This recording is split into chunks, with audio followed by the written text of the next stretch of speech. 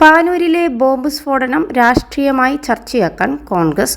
CPI ബന്ധമുള്ളവരാണ് bomb നിർമ്മാണത്തിന് പിന്നിലെന്ന് വ്യക്തമാണ്. ഇതോടെ തെരഞ്ഞെടുപ്പ് ആക്രമണങ്ങൾക്ക് വേണ്ടിയാണ് ബോംബ് നിർമ്മാണമെന്ന വാദം ചർച്ചയാക്കുകയാണ് കോൺഗ്രസ്.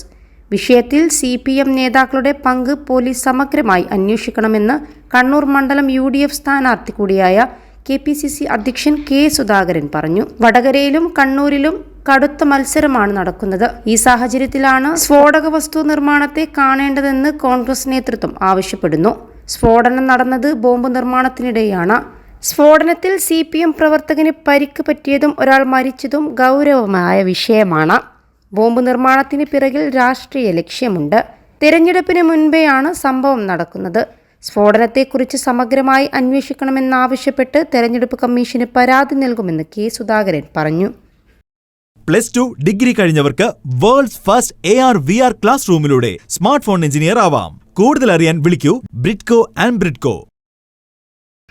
CPM ബോംബ് നിർമ്മിച്ചു തെരഞ്ഞെടുപ്പിനിടയിൽ ആക്രമണത്തിന് കോപ്പുകൂട്ടുകയാണെന്ന് DCC പ്രസിഡന്റ് മാർട്ടിൻ ജോർജ് പറഞ്ഞു.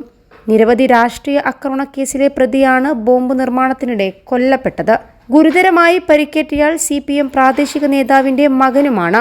വടകര പാർലമെന്റ് മണ്ഡലത്തിൽ പരാജയ ഭീതിയിലാണ്ട CPM അക്രമരാഷ്ട്രീയം തുടരാനാണ് തീരുമാനിച്ചിരിക്കുന്നതെന്നാണ് ബോംബ് നിർമ്മാണത്തിലൂടെ തെളിഞ്ഞിരിക്കുന്നതെന്ന് കോൺഗ്രസ് പറയുന്നു. BJPയും ഈ വിഷയം ചർച്ചയാക്കും. ഏറെക്കാലമായി സമാധാന അന്തരീക്ഷം നിലനിൽക്കുന്ന കണ്ണൂരിൽ അണികളെ ഉപയോഗിച്ച് വ്യാപകമായ അക്രമം അഴിച്ചുവിടാനാണ് CPM നേതൃത്വം ശ്രമിക്കുന്നത്.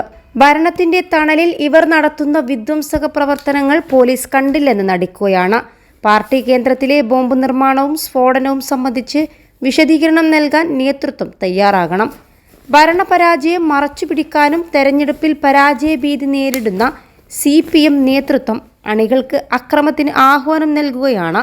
ഇതിന്റെ തെളിവാണ് പാനൂരിലെ സ്ഫോടനമെന്നും മാർട്ടിൻ ജോർജ് പറഞ്ഞു. അതിനിടെ സ്ഫോടനത്തിൽ CPM പ്രവർത്തകർക്ക് പങ്കില്ലെന്ന് CPM സംസ്ഥാന സെക്രട്ടറി MV ഗോവിന്ദൻ പ്രതികരിച്ചു. പാർട്ടി മുൻപേ ഇത് തള്ളി പറഞ്ഞതാണെന്നും MV ഗോവിന്ദൻ പറഞ്ഞു. തെരഞ്ഞെടുപ്പ് കാലത്ത് CPM പ്രവർത്തകരെ കൊണ്ട് ബോംബ് ഉണ്ടാക്കുന്നുവെന്ന് പ്രതിപക്ഷ നേതാവ് VT സതീശൻ പ്രതികരിച്ചിരുന്നു.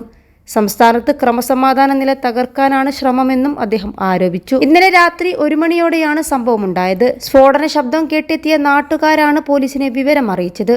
പോലീസ് സ്ഥലത്തെത്തിയാണ് രണ്ടുപേരെയും ആശുപത്രിയിലെത്തിച്ചത്. 21 ലക്ഷത്തോളം സന്തുഷ്ടരായ ഉപഭോക്താക്കളും 2 ലക്ഷത്തോളം തിമിര ശസ്ത്രക്രിയകളും പൂർത്തിയാക്കിയ മലബാറിലെ ഏക കണ്ണാശുപത്രി Al Salama eye hospital road Perinthalmanna.